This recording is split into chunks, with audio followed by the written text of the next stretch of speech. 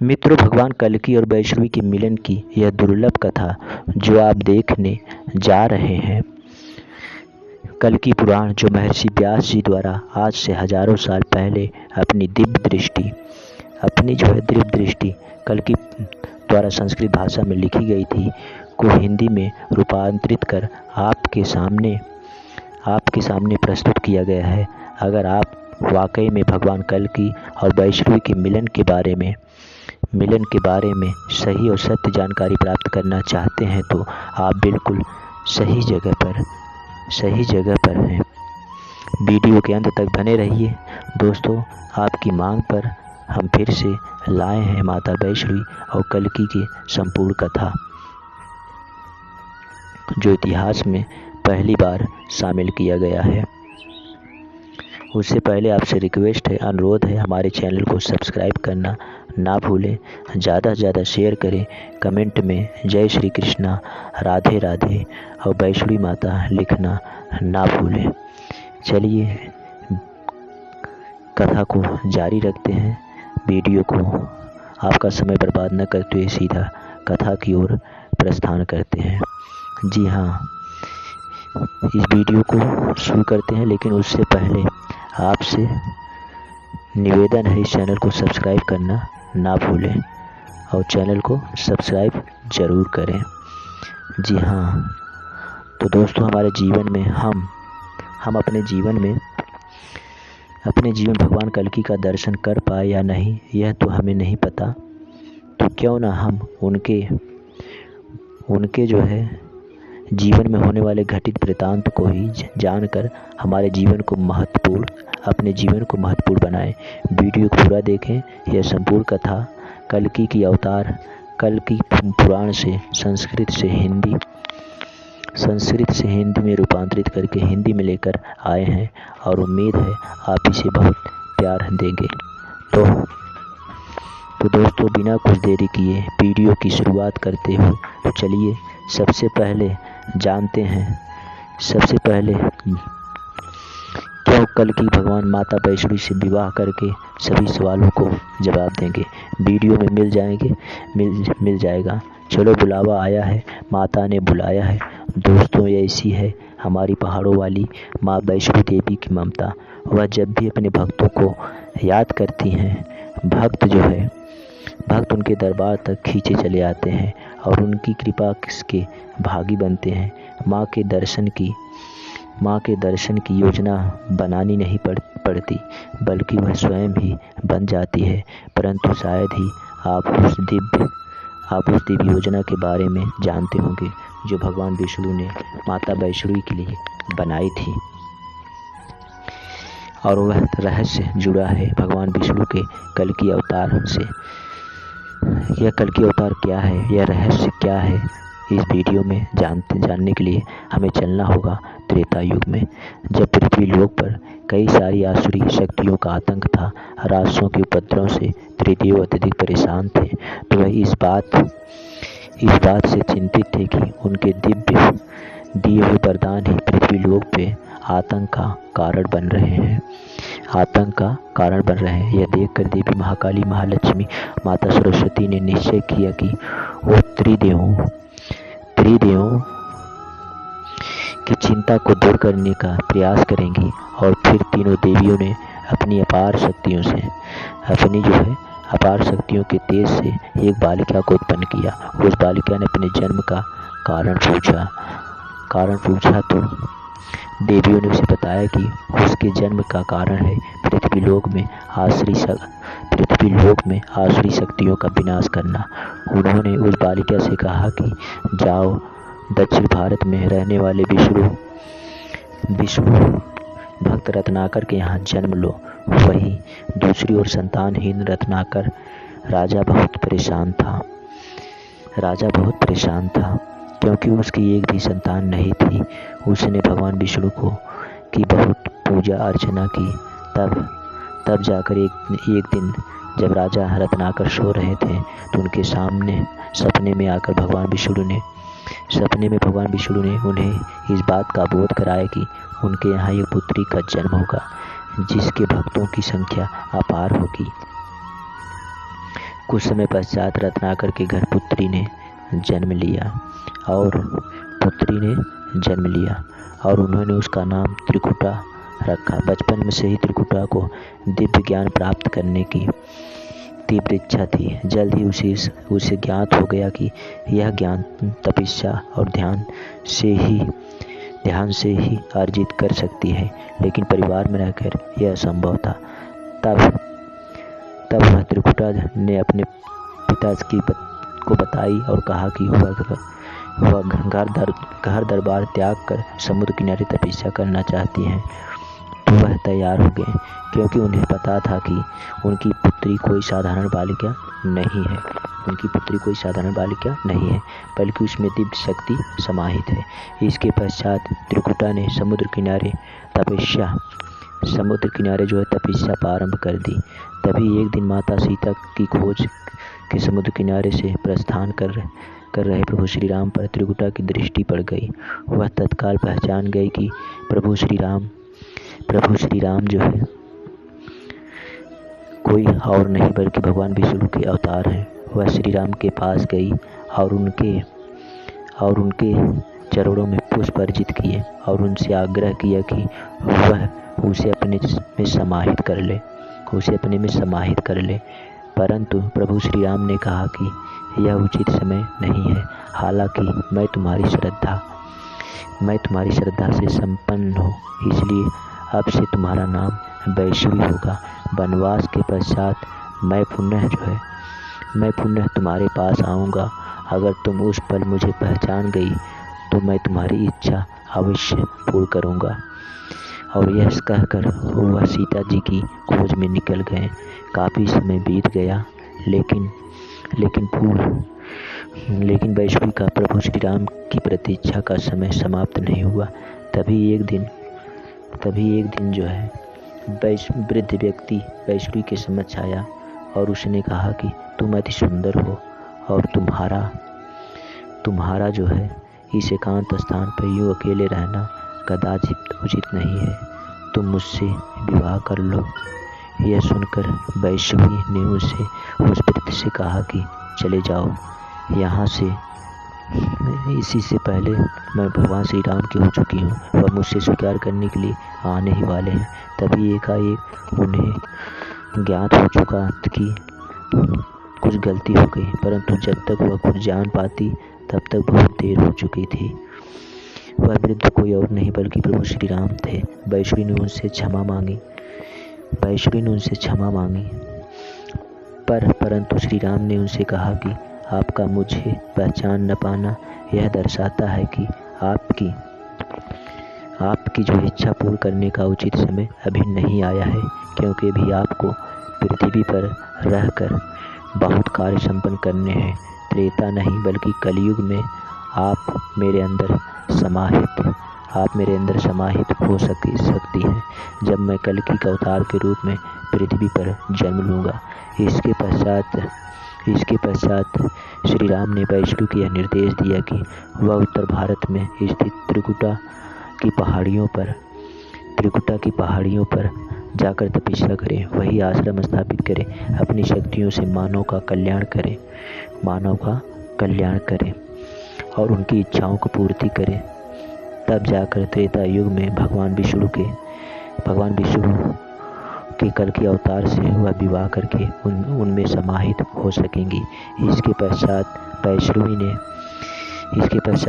ने तत्काल उत्तर भारत की पहाड़ियों की ओर प्रस्थान किया और वहां जाकर अपनी तपस्या जो है प्रारंभ की। धीरे धीरे समय बीतने के साथ उनकी महिमा दूर दूर तक फैलती चली गई। परंतु एक दिन जब महायोगी गोरखनाथ को वैष्णवी के बारे में पता चला तो उन्होंने जानने का प्रयास किया आखिर यह वैष्णवी है कौन। तब उन्हें अपनी दिव्य दृष्टि से श्री राम वैष्णवी के बीच हुए वार्तालाप के बारे में पता चला। वह बहुत उत्सुक हो गए। आखिर वैष्णवी में ऐसा क्या है जो इतनी संख्या में लोग उसके पास जा रहे हैं। तत्काल उन्होंने अपने शिष्य भैरवनाथ को बुलाया और वैष्णवी पर दृष्टि रखने को कहा। इसके पश्चात भैरवनाथ उन पर हर पल दृष्टि बनाए रखने लगा और धीरे धीरे भैरवनाथ उनकी अलौकिक सुंदरता पर मोहित हो गया। वह अपने होश गंवा बैठा और उनसे विवाह करने के लिए उत्सुक हो गया और आखिरकार एक दिन उसने बैष्णी को अपने वश में करने का प्रयास किया, परंतु वह असफल हो गया। तभी बैष्णी ने भैरवनाथ से बचते हुए पहाड़ी पर जाकर अपनी तपस्या जारी रखने का निर्णय किया।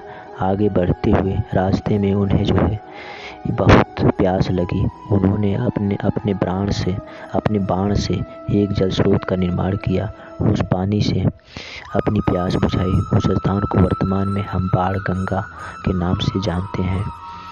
इसके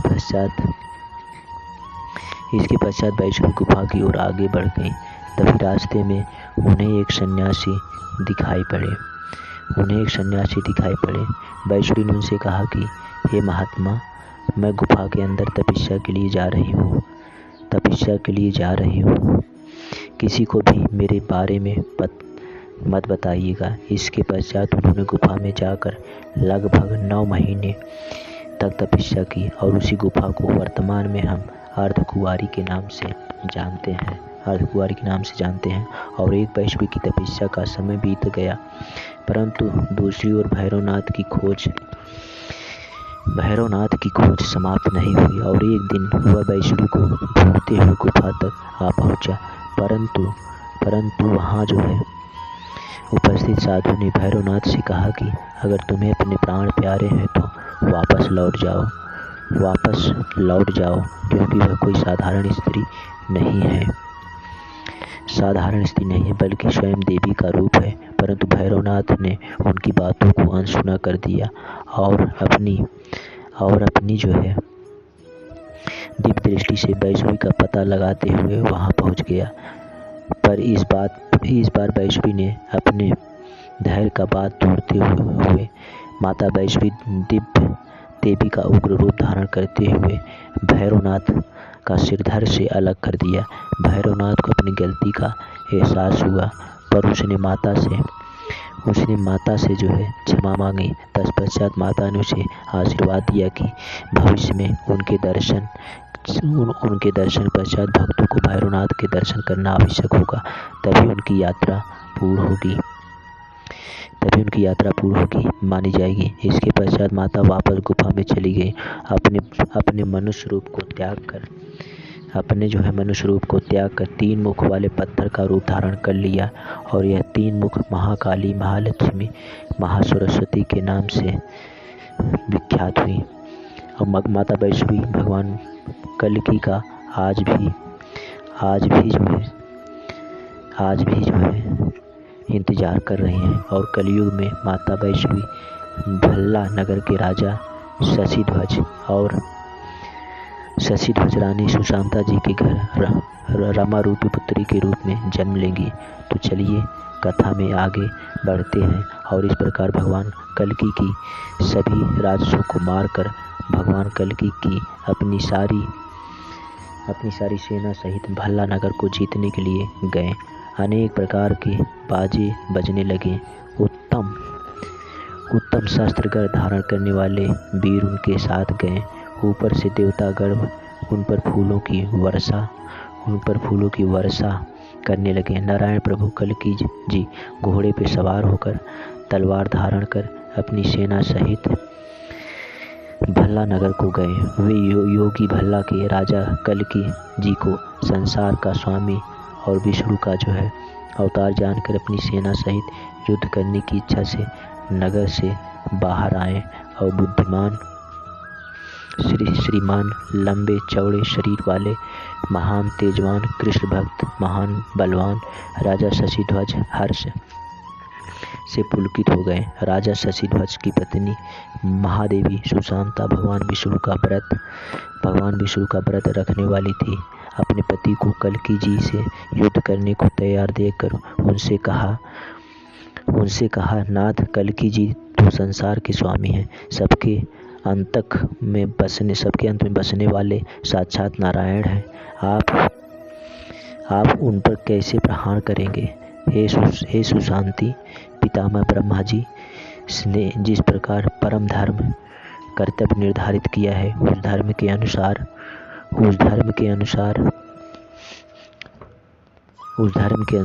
युद्ध तो करना पड़ेगा। यही सृष्टि का नियम है। जीवन लौटने पर व्यक्ति राज्य का उपभोग करता है और मरने पर स्वर्ग का आनंद भोगता है। इसीलिए लड़ाई में क्षत्रियों के लिए जीत और मौत दोनों ही सुखदायी होती है। सुशांता जी बोली, जो कमी है या जो माया मोह विषय भोग में मस्त हैं, उन लोगों के लिए युद्ध में जीत होने पर राज्य भोग और मृत्यु होने पर स्वर्ग पाना अवश्य ही कुछ अर्थ रखता है। परंतु जो नारायण के सेवक हैं उनके लिए यह दोनों चीज़ें कुछ भी नहीं है। आप तो सेवक हैं, वे स्वामी हैं। आप जो है आप निष्काम हैं, वे आपको फल प्रदान नहीं करेंगे। ये ऐसी अवस्था में मोहपूर्वक दोनों में युद्ध होना कैसे संभव हो सकता है। राजा शशिध्वज ने कहा, ईश्वर तो सुख दुख आदि से परे हैं। यदि उनके देह धारण करने के कारण ईश्वर और सेवक में द्वंद्व युद्ध हो जाए तो वह विलास लीला सेवा रूपी मानी जाएगी। जब भगवान ने धारण की तब काम आदि गुण जो है माया के अंश हैं और शरीर के गुण हैं। भगवान के शरीर में आए काम आदि का आरोपित होना देह धर्म है, तो उनके शरीर में विशद क्यों नहीं आएगा। सर्वव्यापक और पूर्ण भाव संपन्न होने से ही परमेश्वर को ब्रह्मा कहते हैं। वही परमेश्वर जब शरीर धारण कर अवतार लेते हैं तो वही एक व्यक्ति हो जाता है और उसे शरीरत कहते हैं। परमेश्वर के दो रूपों में अभेद दृष्टि रखने वाले भक्त के भी जन्म परमेश्वर में लय और सांसारिक अभ्युदय उसी प्रकार संभव है। भगवान विष्णु सेव्य भी हैं और सेवक भी हैं। इसके बाद राजा शशिध्वज ने हर्षपूर्वक प्यारी सुशांता को छाती से लगाया। फिर उनके वैष्णवी वीरों को लेकर वैष्णव के साथ भगवान के नाम का स्मरण करते हुए युद्ध करने के लिए गए। राजा शशिध्वज ने कल्की जी की सेना में घुसकर भारी सेना को तितर बितर कर दिया। युद्ध के लिए तैयार महान वर सया गढ़ शस्त्र उठाकर उनके साथ युद्ध करने लगे। राजा के पुत्र महान बलवान परम वैष्णव महाधनुर्धारी श्रीमान सूर्यकेतु सूर्यवंशी राजा मरु के साथ लड़ने लगे। सूर्यकेतु के छोटे भाई बृहदकेतु ने थे। वे अत्यंत सुंदर कोयल जैसी मधुवाणी वाले और गदा युद्ध में बड़े निपुण थे। वे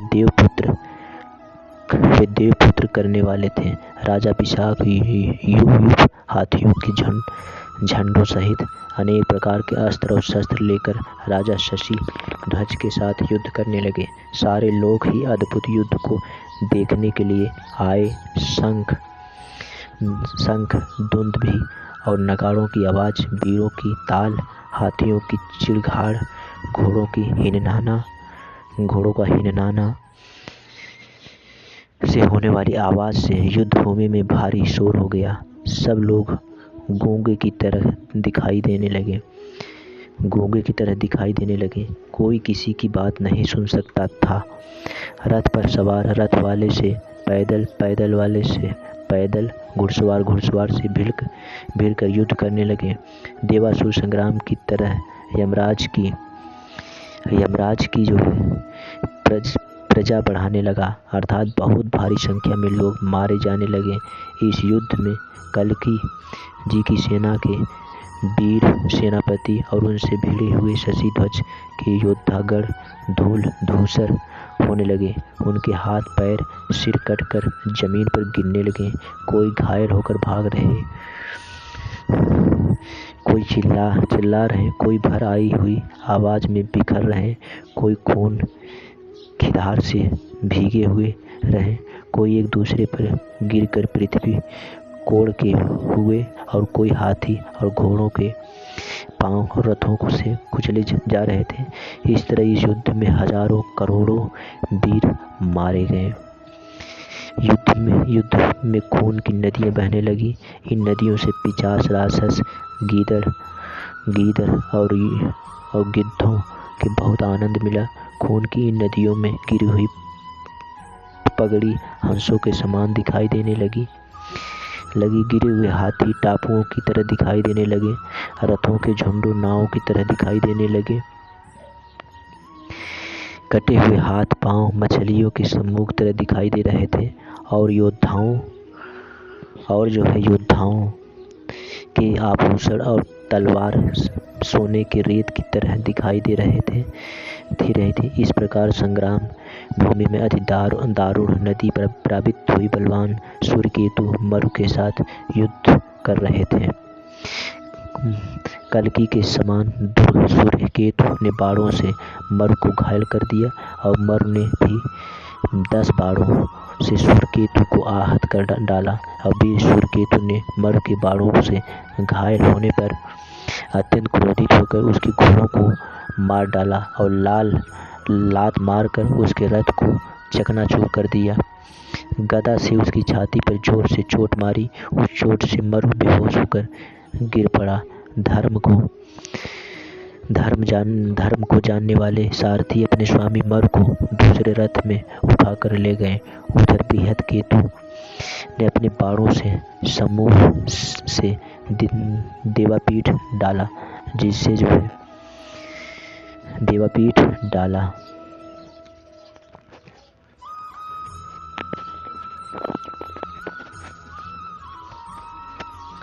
उसी प्रकार बाणों से ढके हुए देवा आप ने उसी समय धनुष उठाकर अपने बाणों की बौछार से शस्त्र के बाणों का निवारण कर दिया।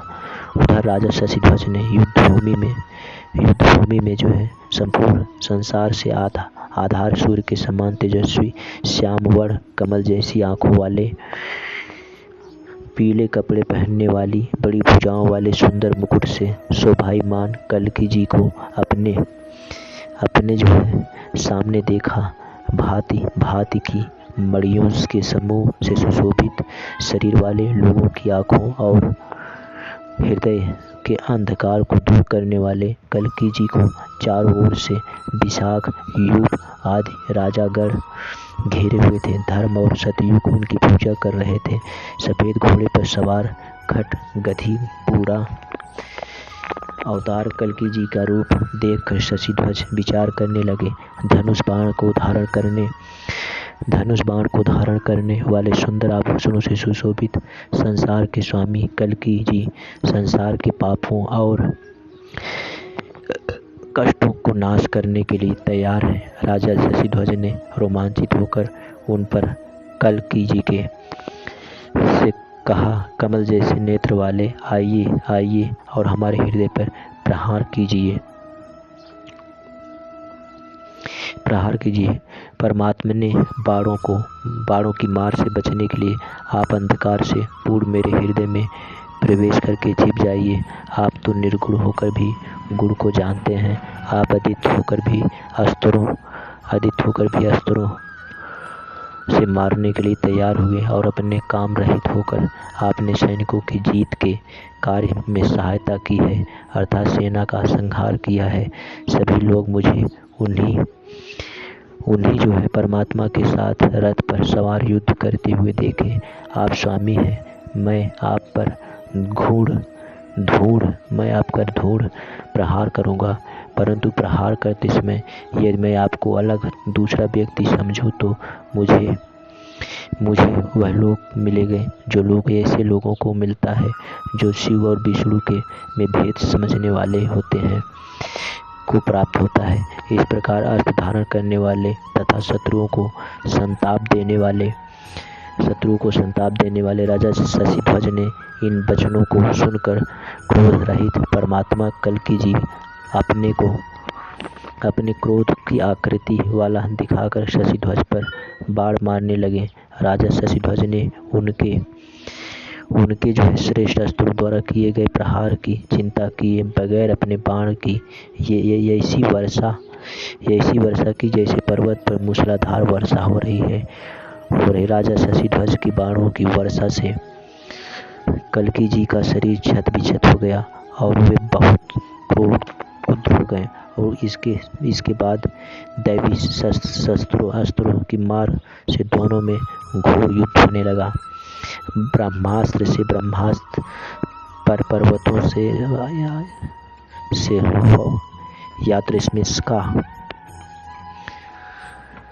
से घोर युद्ध हुआ। इस युद्ध में जो है भगवान कल्कि जो है घायल हो गए।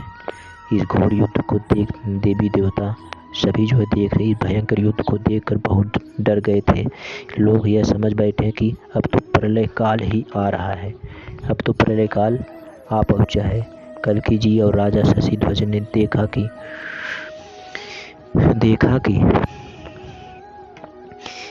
देवास्ती टेट छोड़कर युद्ध पर उतर आए हैं।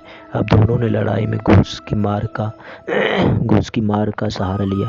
दोनों वीर यानी भगवान कल्कि और राजा शशिध्वज युद्ध विद्या में कुशल थे, इसीलिए वे लड़ाई में एक दूसरे के कौशल को देखकर प्रसन्न हुए। जिस प्रकार जो है सृष्टि के आरंभ में पृथ्वी के उद्धार करते हुए वराह जी ने आवाज की थी, वैसे ही आवाज करते हुए कल्कि जी ने शत्रु पर कतला घात किया। शशिध्वज पर प्रहार किया। इसके बाद उसने फौरन ही उठकर क्रोधित होकर जोर से कल्कि जी पर अपनी कठोर प्रहार की मुक्का मारी और कल्कि जी उस प्रहार की मच्छी होकर पृथ्वी पर गिर पड़े। अब भगवान जगदीश्वर कल्कि जी को मत में देखकर उनके ले जाने के लिए धर्म और सतयुग वहां पर आए। राजा शशिदेव ने धर्म और सतयुग के दो आंखों में लिया। फिर शशिध्वज कल्कि जी कृत हो गए, वह अपने घर की ओर चला गया। इस प्रकार राजा शशि श्राद्ध देवताओं के वहां पहुंचाकर उसने देखा कि रानी सुशांता नारायण जी के मंदिर घर में विराजमान है। सुशांता के चारों ओर वैष्णवी नारायणी बैठी हुई थी और भगवान नारायण जी का गुणगान कर रही थी। सुशांता का अति सुंदर मुख देखकर राजा ने कहा, हे सुशांता, जिन्होंने बेचारे देवताओं की विनय भरी प्रार्थना पर संभल गांव में जन्म लिया है और जिन्होंने विद्या प्राप्त कर पाखंड हो और मलेच्छ का विनाश किया है, वही हृदय में रहने वाले तुम्हें शक्ति की परीक्षा लेने के लिए माया का सहारा लेकर मच्छारूपी छल से इस समय यहाँ आए हैं। कांत, यह देखो, धर्म और सतयुग हमारी दोनों आंखों में मौजूद है। तुम इनकी पूजा करो। राजा शशिध्वज के ऐसे वचन सुनकर सुशांता बहुत प्रसन्न हुई और बोली, हे हरे, जय हो महात्मे। मेरे माया मोह से ढके हुए आवरण को हटाकर अमरदेव गण सेवित सुंदर आभूषण से सज्जनों द्वारा पूजित अपने कमल जैसे चरणों को हमारे सामने रखो। आपका शरीर तो दुनिया भर की उत्तम सामग्री से बना है, सज्जनों के हृदय में स्थित और स्वयं कामदेव तक को मोहित करने वाला है। हमारी मनोकामनाओं को पूरा करें। आपका यश दुनिया के शोक का नाश करने वाला है। आपकी मुस्कान सुधा संपन्न है, चाँद जैसे मुंह से अमृत से भरी मीठी बोली निकालकर सबको प्रसन्न करती है। हे परमात्मा, आपका चंद्रमा जैसे सुंदर मुख सस का कल्याण करे। मेरे पति को कोई भी कभी भी हरा नहीं पाया। यदि मेरे पति देव ने किसी भी काम से आपको जो है अप्रसार को छोड़कर कृपा कीजिए। आपकी देखरेख में आपकी लीला से ही ब्रह्मा द्वारा बनाए गए संसार में सर्जन, निर्माण, स्थिति और प्रलय होती है। देव, पृथ्वी, जल, तेज, वायु एवं आकाश, यह पंचभूत देह इंद्रियों के कारण रूप है। हे प्रभु, आप इन पंचभूत और त्रिगुणमयी अपनी माया से अपने भक्तों पर कृपा कीजिए। भगवान, आपके नाम के गुणगान से, यानी आपका नाम लेने से कलिकाल के पापों से, समूह से दूर हो जाते हैं। संसार का भय का नाश करने वाले हैं। जो लोग दुनिया के मोह दुख से दुखी होकर आपका नाम लेते हैं, वे बार बार जन्म लेने से छुटकारा पा लेते हैं। आपके नाम से ब्राह्मणों की लक्ष्मी बढ़ती है, देवताओं का पालन होता है, सत्ययुग की पूर्ण प्राप्ति होती है, धर्म की वृद्धि होती है और जो है कलयुग का संहार होता है। इस समय आपके इस अवतार से हमारा कल्याण हो गया। हमारे घर में पति, पुत्र, पोते, रथ, ध्वज, चमार, ऐश्वर्य एवं मणियों से जड़े हुए आसन आदि सभी जो है विद्यमान है, परंतु आपके कमल रूपी चरणों की पूजा के बिना वे सभी क्या शोभा प्राप्त पाते हैं। संसार की आत्मा आपका मुख सुंदर मुस्कान की शोभा वाला है, सर्वांग सुंदर है, मनोहर भोली है, आपकी सुंदर भावों वाले हैं। आपके तेज बाणों की बौछार से बहुत से वीर मौत के शिकार हुए हैं। जो बलवान वीर युद्ध में मारे गए हैं, आप उनका पालन करते हैं। महादेव, ब्रह्मा जी भी आपके आश्रय की भीख चाहते हैं।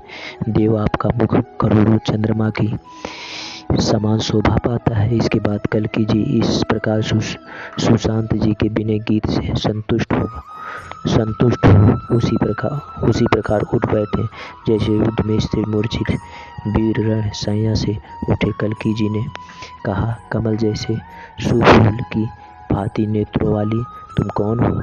किस कारण हमारी सेवा करने के लिए तैयार हो? यह महावीर शशिध्वज किस लिए मेरे पीछे उपस्थित है?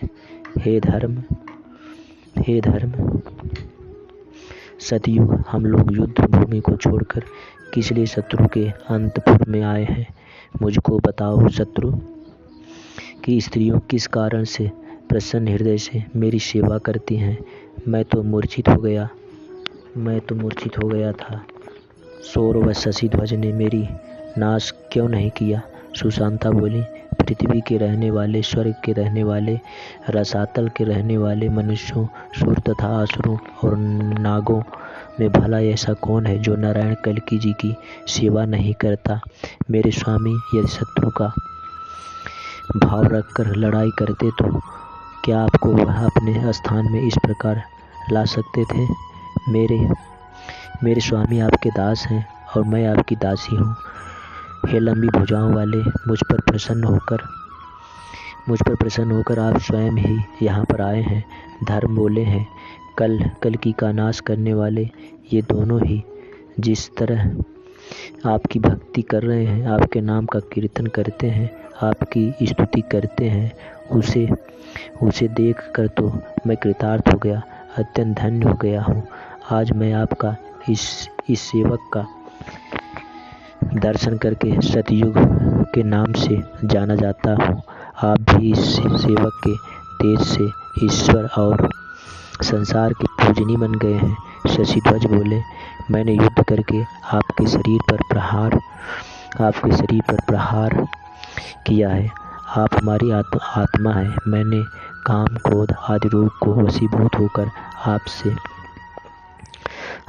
दुश्मनी की है। मुझे दंड दीजिए। इस वचन को सुनकर कल्कि जी ने मुस्कुराकर बार बार, तुमने तो हमें जीत लिया है। इसके उपरांत राजा शशिध्वज ने लड़ाई के मैदान से अपने पुत्रों को बुला सुशांत के मन की बात समझाकर सुशांत की प्रेरणा से कल्कि जी को रमा नाम की अपनी कन्या को कन्यादान में दे दिया और राजा लोगों ने तरह तरह के स्वादिष्ट भोजन का सत्कार पाते हुए सभा में प्रवेश किया और ब्राह्मण, क्षत्रिय, वैश्य, शूद्र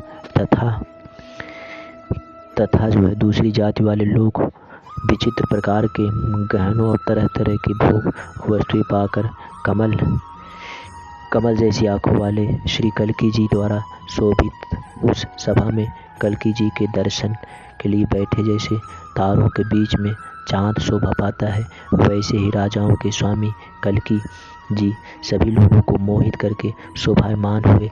कमल पत्र जैसी आंखों वाले कल्की जी ने सभा में उपस्थित राजाओं के समक्ष रमा जी के साथ प्राणी ग्रहण और विद्या संस्कार किया और राजा शशिध्वज कल्की जी को जमाता के रूप में पाकर सभा में भक्ति सहित शोभायमान हुए। और राजा शशिध्वज ने प्रसन्नचित्त से सभा में उपस्थित हुए लोगों के सामने अपनी कथा सुनाकर फिर हाथ जोड़कर कल्की जी से कहा, हे हरे, आप तीनों लोगों के स्वामी हैं। जितने भी राजा हैं आपके ही आश्रय में हैं। इन सभी राजाओं और मुझे भी अपना आज्ञा पालन करने वाला समझो। और अब मैं हरिद्वार तीर्थ जो आश्रम मुनियों के में जो है करने के लिए जाता हूँ। आप जो मेरे बेटे बेटियों उनके भी बच्चे अर्थात मेरे पोते पोतियाँ हैं वे आपके ही भरोसे हैं, अर्थात आप इनकी देखभाल कीजिए। देवताओं के स्वामी, मेरी इच्छा को तो आप जानते ही हैं। यह कहकर राजा शशिध्वज अपनी पत्नी के साथ जाने के लिए तैयार हुए और उसके बाद महान तेजस्वी कल्की जी विचित्र वचनों को कहकर अपने रसों शशिध्वज को संतुष्ट करके राज के साथ चले गए। राजा शशिध्वज भी कल्की जी की इच्छा के अनुसार वर पाकर महेश्वरी माया की स्तुति करके मोह वचन को छोड़कर स्त्री सहित जंगल की ओर कल्की जी ने सेना सहित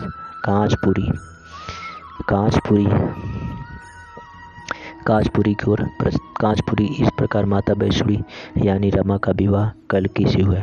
उम्मीद है आपको वीडियो पसंद आया हो तो चैनल को सब्सक्राइब करना ना भूलें और वीडियो के अंत में जय श्री कृष्णा माता वैष्णवी लिखना ना भूलें।